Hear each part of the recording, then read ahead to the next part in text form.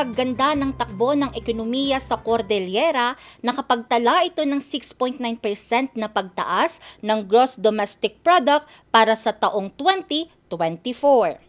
Katunayan, mas mataas ito kumpara sa taya na 5 hanggang 6% na paglago ng GDP ni nakasaad sa Regional Development Plan ng rehiyon.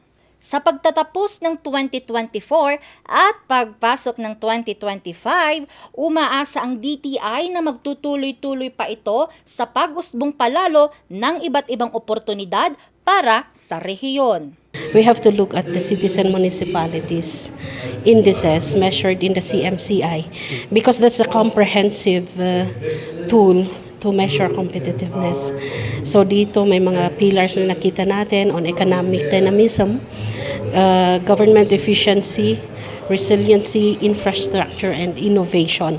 Dahil dito, porsigido palalo ang Department of Trade and Industry sa pagpapalakas palalo ng mga negosyo sa rehiyon. Ito'y matapos makakuha ang bansa ng 255 na mga investment projects at nagkakahalaga ito ng higit 1.62 trillion pesos.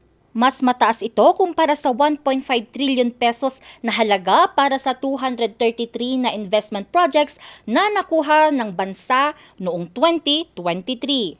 Malaking bagay din sa kumpiyansa ng mga investors na mamuhunan sa bansa ngayong taon ang pagpapanatili ng BBB+ credit rating nito sa Standard & Poor's Global Ratings.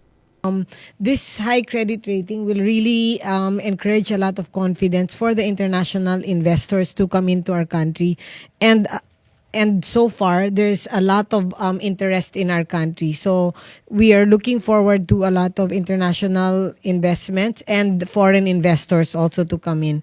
Maliban dito, nakalikom din ang Philippine Economic Zone Authority ng 214.17 billion pesos na halaga ng investments.